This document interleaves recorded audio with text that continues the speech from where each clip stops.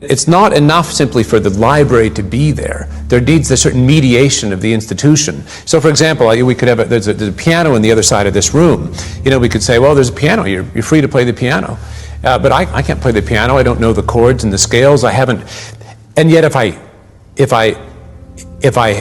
did all that, then what I can make happen on the piano is infinitely richer than if I've never learned to play the piano. And I suppose when we talk about rescuing the values of the treasure trove, that's discipline as the precondition for freedom.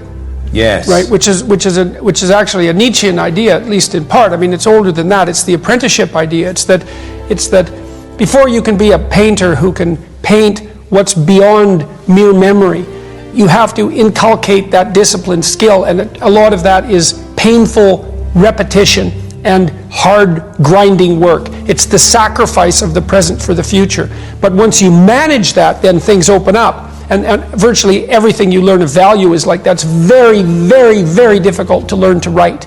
And there's arbitrary rules that you have to follow and bind yourself to. And while you're learning those rules, the probability that you have any creative freedom to speak of or any facility with the rules is very low. You're a rank beginner. And even to some degree, whatever creativity you have is going to have to be stifled while you're passing through that keyhole. But if you pass through it, then something massive opens up on the other side. And it is definitely the case that disciplinary institutions, universities, are exactly that, is they're places of guidance, and they're places to encourage people to develop the discipline that's necessary to see beyond the discipline. I mean, that's why we have disciplines, right? I mean, the words aren't there by accident. You have to narrow yourself first, and then you can broaden outward. And that's part of the process of maturation. That's part of the sacrifice of childhood. Say, in childhood, you're nothing but potential, but it's not realized, and you don't know how to realize it. And so then the question is, well, how do you get to a point where you realize the potential? And the answer is, you sacrifice almost all of it to a single direction. This is Nietzsche's commentary on the Catholic Church. He's a great admirer of the Catholic Church, despite the fact that he was also a radical critic of Christianity. See, the thing about the Catholic Church is that it forced everything to be interpreted within a single explanatory framework. And that was a discipline. And once that discipline was established, then the disciplined mind could explode in every direction, which is precisely what happened. And that's the thing about growing up, is that when you're a teenager and a young adult, you have to sacrifice everything you could have been as a child to be the one thing that you're aiming at. But then that opens up, and the universities are part and parcel of that process. And you need the guidance, because the library is too large to wander through it unaided.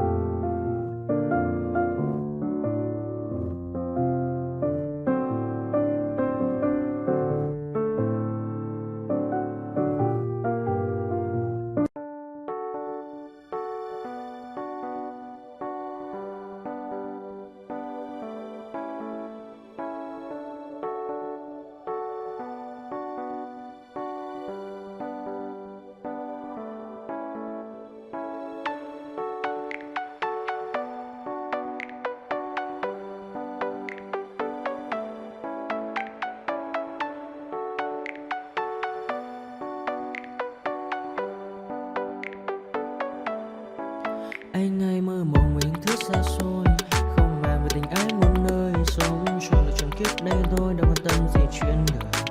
Thế mà lại ngâm tương tư, ông tầm bà mũi xa tơ. Đêm nằm trộm nhớ mơ mơ về ai.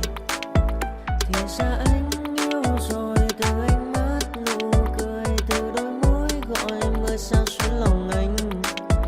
Thì ra mê em rồi, ngày hay đêm ôm lời, chỉ nghĩ đến em thôi. Đó là do anh đã yêu rồi, anh đã yêu rồi, anh đã yêu rồi.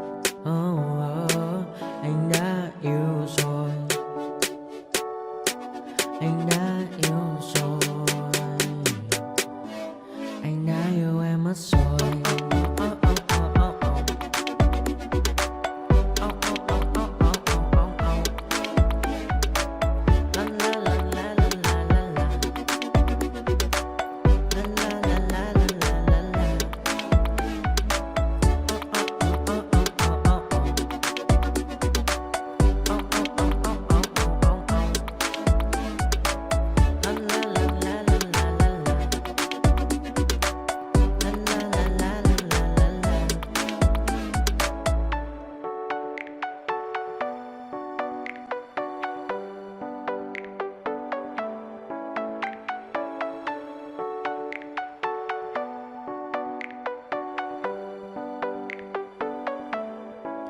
Anh hay mơ mộng những thứ xa xôi, không màng về tình ái muôn nơi. Sống trọn đời trọn kiếp đây thôi, đâu quan tâm gì chuyện đời. Thế mà lại nằm tương tư, ông tầm bà mũi xa tơ. Đêm nằm trộm nhớ mơ mơ về ai. Thì ra anh yêu rồi, từ ánh mắt nụ cười, từ đôi môi gọi mưa sao xuyến lòng anh. Thì ra mê em rồi, ngày hay đêm.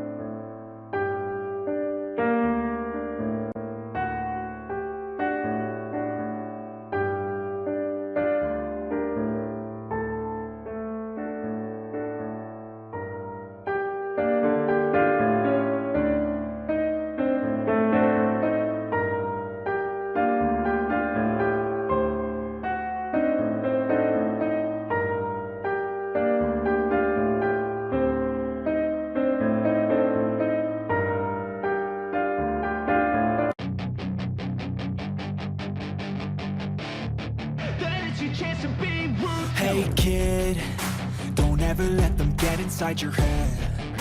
They'll tell you what to do in life instead of everything you know that you could get.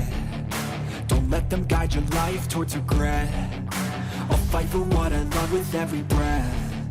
My past is filled with things I won't forget. I use them all to push me to my best. So treat the worst of times just like a test. If only I could go back in time, I'd tell myself that everything will end up alright. Just push yourself, test yourself, figure out what you like, and find your limits, don't be rigid, always work towards a prime. Surround yourself with open minds, people can change your life. A few friends with intent can help you feel alive. Find a passion, take some action, and with a little time, just be patient, make a statement, try to enjoy your life. They'll try to kick you while you're down. They wanna rise up while you drown. They wanna fill your head with doubt. They're silently scared that you'll figure it out. I'll make it look like I'm losing, won't bother hiding my bruises. And when they finally think you're wounded, then it's you your chance to be ruthless.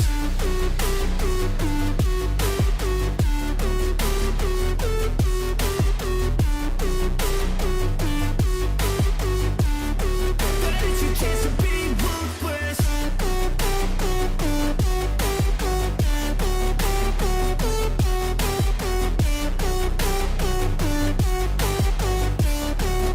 It's your chance to be ruthless. They don't wanna see me make it, they don't wanna see me care. Anytime I make some progress, I can see that they compare. I think everyone's against me, maybe something in the air. Am I paranoid? I swear a void is forming and they're scared I walk a straight